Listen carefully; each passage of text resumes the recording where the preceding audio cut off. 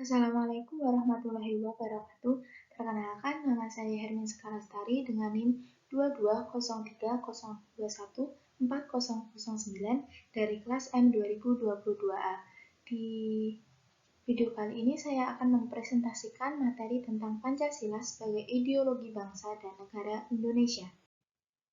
Konsep dasar ideologi. Ideologi dapat dikatakan sebagai sistem paham mengenai dunia yang mengandung teori, perjuangan, dan dianut kuat oleh para pengikutnya menuju cita-cita sosial tertentu dalam kehidupan. Menurut Thomson 1984, bahwa ideologi mengandung 3 unsur utama, yaitu yang pertama, adanya penafsiran atau pemahaman terhadap kenyataan. Kenyataan yang dianggap benar setidaknya bagi para penganutnya. Yang kedua yaitu memuat seperangkat nilai atau keyakinan moral. Seperangkat nilai itu akan mengatur dan menata kondisi masyarakat. Yang ketiga yaitu memuat orientasi pada suatu tindakan. Hal ini mengandung makna bahwa ideologi bukan sekedar penafsiran semata, akan tetapi merupakan pedoman untuk mewujudkan nilai atau keyakinan moral. Dimensi ideologi adalah sebagai berikut. Yang pertama yaitu realitas. Mencerminkan kemampuan ideologi untuk mengadaptasikan nilai-nilai yang hidup dan berkembang dalam masyarakat. Yang kedua yaitu idealisme.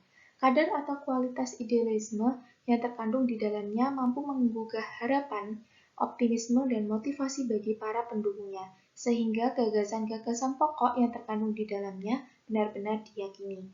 Yang ketiga yaitu fleksibilitas. Mencerminkan suatu kemampuan ideologi dalam mempengaruhi sekaligus menyesuaikan diri dengan pertumbuhan dan perkembangan masyarakat. Ideologi Pancasila di tengah ideologi lain. Yang pertama yaitu ideologi liberalisme.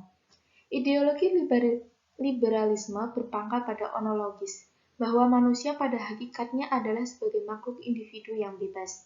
Ajaran liberalisme bertolak belakang dari hak asasi manusia yang melekat pada manusia sejak lahir dan tidak dapat diganggu-gugat oleh siapapun kecuali dengan persetujuannya. Paham liberalisme tentu sangat bertolak belakang dengan Pancasila juga.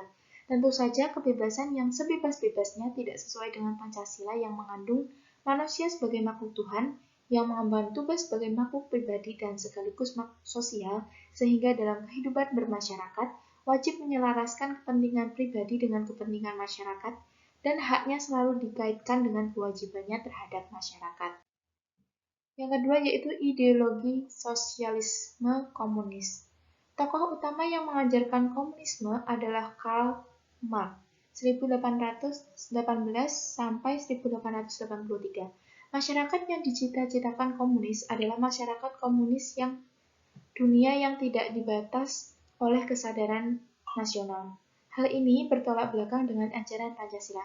Secara tegas, Pancasila menyatakan bahwa nasionalisme yang dijiwai oleh kemanusiaan yang adil dan beradab. Masyarakat komunis masa depan adalah masyarakat tanpa kelas, yang dianggap akan memberikan suasana hidup yang aman dan tentram dengan tidak adanya hak milik pribadi atas alat produksi dan dihapusnya pembagian kerja. Yang ketiga yaitu ideologi Pancasila. Ideologi pada suatu bangsa pada hakikatnya memiliki ciri khas dan karakteristik masing-masing bangsa. Ideologi Pancasila sebagai ideologi bangsa dan negara Indonesia berkembang melalui suatu proses yang panjang. Pada awalnya secara kausalitas bersumber dari nilai-nilai yang dimiliki oleh bangsa Indonesia sebagai pandangan hidup bangsa. Proses globalisasi membawa dampak yang luas. Dalam bidang ideologi, kita melihat adanya dua kekuatan ideologi besar, yaitu ideologi liberalis dan ideologi komunis. Namun, dalam ideologi komunis tidak mampu bertahan. Hancurnya ideologi komunis disebabkan karena ideologi komunis dibangun dari suatu filosofi yang tidak universal. Konsep materialisme dan konsep sama rasa sama rata bertentangan dengan kodrat manusia. Sedangkan pada ideologi liberalis yang sampai sekarang masih bertahan didasarkan pada kebebasan. Namun, dalam perkembangan selanjutnya, liberalisme mengarah kepada individualisme, sehingga kepentingan dan hak-hak individu lebih ditonjolkan. Suatu ideologi akan mampu mempunyai ketahanan jika ideologi tersebut didukung oleh masyarakat bangsanya. Dukungan tersebut akan makin kuat bila ideologi tersebut diyakini kebenarannya. Keyakinan akan kebenaran itu semakin kokoh jika ideologi tersebut memang mengandung kebenaran. Kebenaran Pancasila sebagai filosofis menurut Notonegoro terletak pada hakikatnya yang abstrak, umum, dan universal. Sedangkan kebebasan Pancasila sebagai religius bisa dilihat dari hakikatnya, yaitu berupa ketuhanan, kemanusiaan, persatuan, kerakyatan, dan keadilan tidak bertentangan dengan ajaran semua agama. Pancasila sebagai ideologi terbuka.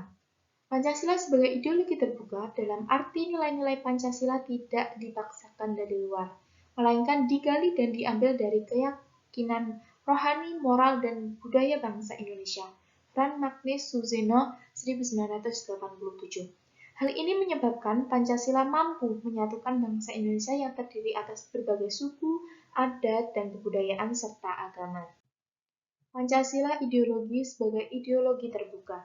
Sebagai ideologi terbuka, Pancasila bisa menerima pendapat-pendapat yang hidup dalam masyarakat dan memberi kesempatan kepada setiap orang untuk memahami serta berpartisipasi dalam pembangunan sebagai pengalaman Pancasila dan tidak menolak bahan-bahan baru dari kebudayaan asing yang dapat mengembangkan dan memperkaya derajat kemanusiaan bangsa Indonesia. Dalam menghadapi globalisasi yang ditandai dengan persaingan dan tuntutan demokratisasi yang harus dilakukan bangsa Indonesia agar mampu bersaing dan duduk sejajar dengan bangsa-bangsa lain adalah meningkatkan kualitas sumber daya manusia, baik kualitas moral, kualitas sosial, dan kualitas intelektual. Kualitas moral dan kualitas sosial berkaitan dengan jati diri bangsa. Pembangunan jati diri bangsa bukan hal yang instan, melainkan membutuhkan waktu panjang dan harus dimulai sejak dini serta dilakukan terus-menerus. Sekian presentasi materi dari saya. Apabila ada kekurangan, mohon dimaafkan. Billahi taufiq wal hidayah. Wassalamualaikum warahmatullahi wabarakatuh.